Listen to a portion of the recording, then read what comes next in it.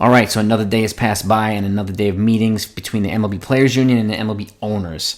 And not only were meat and potatoes ignored today, the main entrees, they basically talked around the details of the appetizer and maybe the dessert. So they're going to meet again tomorrow, which is a good sign as well. They're very likely going to meet again on Friday, but until the main things are discussed and thrown on the table and offered as part of a real compromise, this thing is going to drag on, and it doesn't have to be.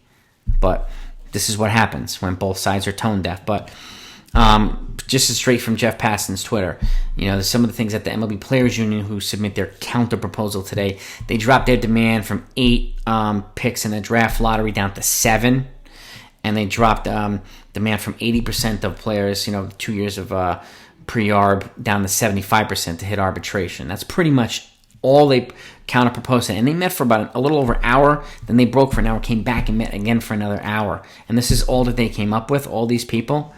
I don't understand that, but there was a smaller contingent today, but their game plan has already been out there, okay? Today, the players were represented by Max Scherzer, and there was one lawyer on that side, and then the owners had one lawyer on their side, and they were also represented by the Colorado Rockies owner. And that's pretty much it from what happened in today's meeting, okay? Small, very, very, very incremental moves forward, but if they continue to do this, they continue dangling a little piece of bait, nothing's going to really happen unless these guys throw out a chum line. I know I'm using fiction references, but this is what has to happen.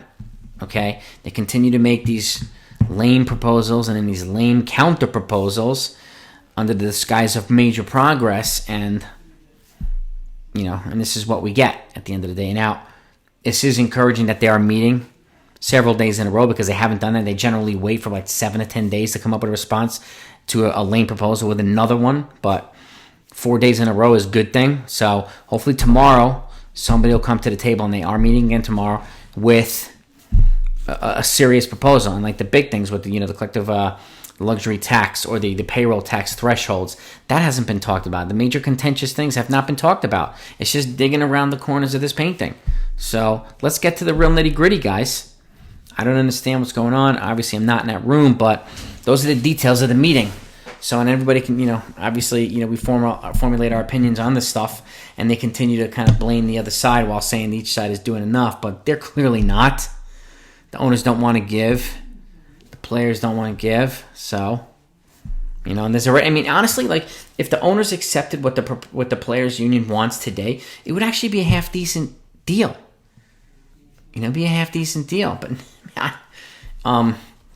it's a little mind-boggling, but that's what happened today. So make sure you subscribe to the channel so you know what happens tomorrow. Hopefully we'll get some more significant news with some more teeth tomorrow.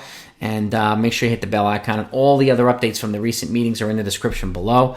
But make sure you do that so you don't miss it. Because once this lockout ends, and hopefully it ends soon, and they do have until basically the end of this week to, get a deal done so that the actual season will not be delayed. There's still potential for that. Spring training is obviously delayed, but there's still potential for not delaying the actual regular season.